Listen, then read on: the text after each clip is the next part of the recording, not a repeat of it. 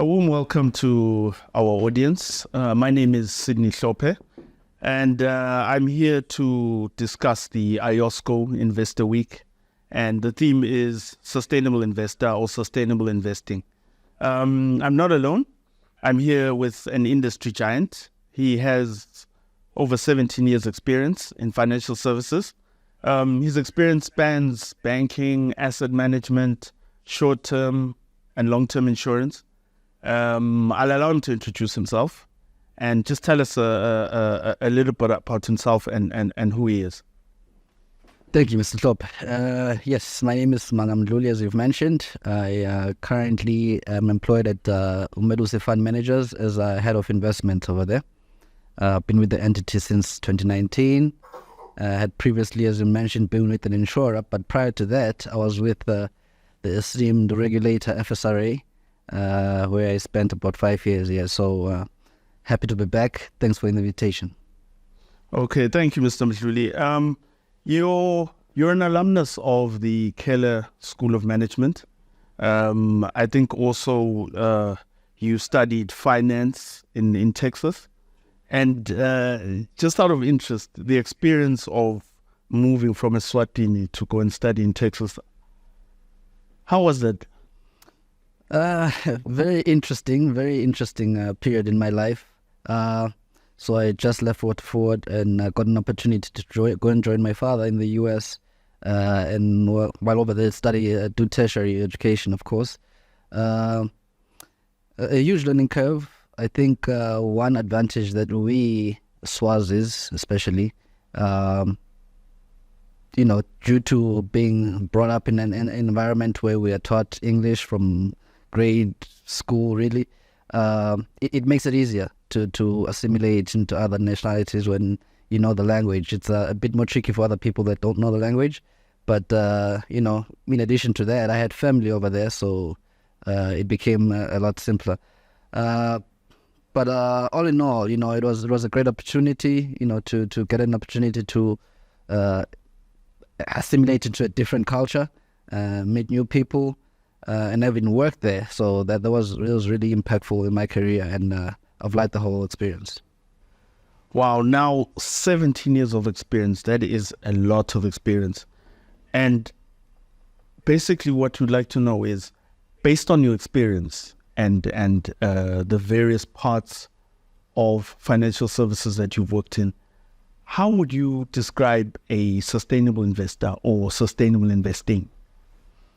All right, so it brings up the acronym ESG, which stands for environmental, social, and governance factors. So really, a sustainable investor is one that incorporates those factors in their investment decisions. So be it a company, an individual, as long as in making investment decisions, you consider matters of the environment, how you impact the environment, the social setting that your investments are in, as well as the governance of the companies that you place your money in. So if you put those into consideration, then yes, we consider you a sustainable investor. Okay, Mr. Mdluli, given that you have 17 years of experience in the financial services sector, and what you've seen and what you've observed, do you think that it's possible for the local Eswatini investor and local companies to actually work towards becoming sustainable investors? Yes, definitely possible. Given the fact that, first of all, the opportunities are vast. So the ESG space in Eswatini is just rife with investment opportunities. And it's also imperative that we actually do work towards complying or getting to a point where ESG is actually front and center of what we do in terms of investment.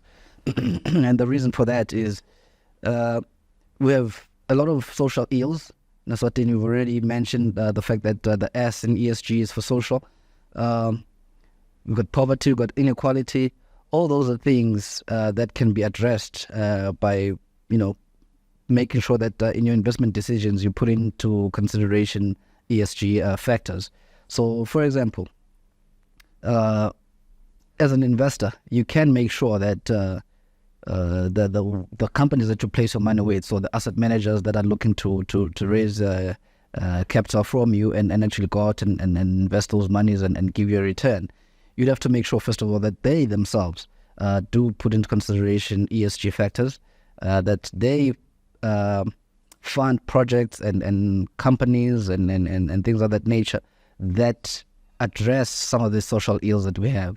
So, for example, you can ensure as a company or as the investor that the company that you're investing in, wherever that project that they're going to be involved in, wherever it is located, that they make sure that they take care of the local community, either by creating jobs and hiring the people from that local area, or ensuring that they make an impact. So taking care of the orphans in that area or things of that nature. So there's a lot of very high impact measures that can be taken by an investor, by the companies that are investing as well.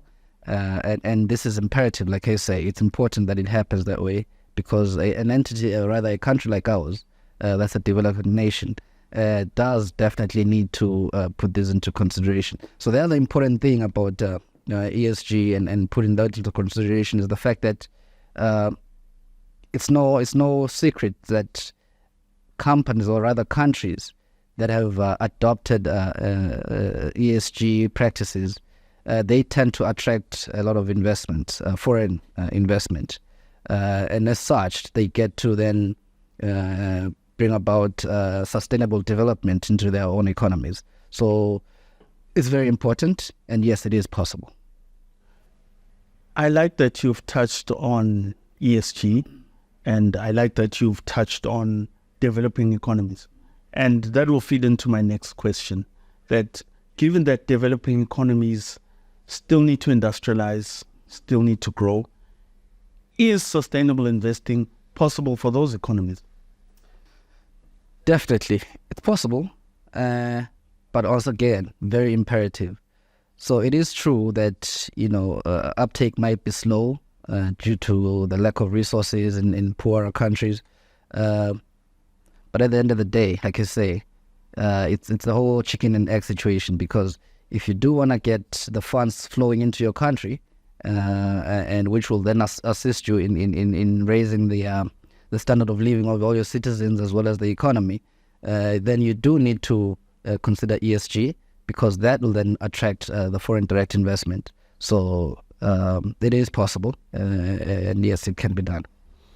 So locally, based on what you're saying, looking at the local market, do you think the local market could possibly shift towards sustainable investing?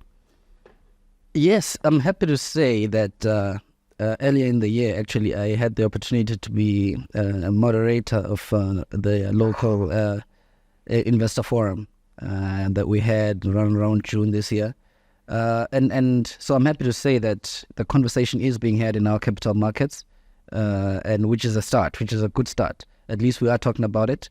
And so what has to come up next then is, what has to happen next is regulators such as the FSRA, the central bank, and everybody else that's involved, and the policymakers as well, need to create an enabling environment. So we need the frameworks, the policies to be created that speak to ESG factors, because we've seen in other, slightly developed countries, for example, our neighbor in South Africa. Now, those guys, for example, are already, the central bank, the Reserve Bank in South Africa is already calling on banks to ensure that, in their reporting, in their monitoring, they make sure that banks themselves are actually looking into sustainability. So ESG is actually a big thing for them. Very interesting facts, Mr. Mdluli. And I would like to just now take it back, so to speak. If you think of the early 90s and mid 90s, you had a lot of companies, especially in petrochemical, that would have these wonderful adverts about how they're helping the environment, yet at the same time they're producing products that harm the environment. And I'd just like to talk about greenwashing. Now, greenwashing is basically where you have companies making claims to be green, claims that are non-existent. And I suppose that could also apply to financial services, where companies will make claims to be ESG compliant. I'd just like to know what are your thoughts on greenwashing? It's clear. I hate it. I think it's immoral. I think it's wrong. It should be punished. Because anything really that were to undermine this ESG movement that we are involved in right now, it really harms not only the vulnerable communities that I've spoken about already, but it just harms everything that everybody is trying to do in terms of tackling climate change and things of that nature. So, coming out and claiming just for the sake of getting the points that you are ESG compliant when you really aren't is really detrimental to the efforts that everybody else is putting into this. A lot of money is going into ESG for the simple fact that we understand as humankind now that we have to take care of our environment if it is to take care of us. So greenwashing, I think it just damages that whole movement.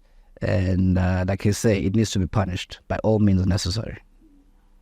And which is why I say our regulators need to come up and come up with policies. And so greenwashing should be actually one of the things that are prohibited. And if it's actually in black and white in legislation, then maybe that could go some way. Interesting. Now, Eswatini is a low carbon emitter. And when you think of Eswatini's role, especially the capital market space in Eswatini, do you think that we could still positively contribute to climate action? Definitely. As individuals, first of all, you and I are supposed to be playing our own part on a daily basis. So that's true for the capital markets in Eswatini, that's true for companies, it's true for the whole nation, really, government and everybody else that's involved. So every little bit that we all do enhances or goes to assist with the climate change action. So yes, I believe that the capital markets industry here in Eswatini can and actually is, I believe, working towards it. I do know that the opportunities that we as Umelusi, for example, are looking into within the green energy space, in sustainable farming. So really there's no end or limit to the opportunities that are out there. So I am pretty confident that Eswatini's capital markets will rise to the occasion. Mr. Smile Mdluli, thank you so much for joining us. Mr. Smile Mdluli, Umelusi Fund Managers, and he is Head of Investments. Thank you once again. Thank you.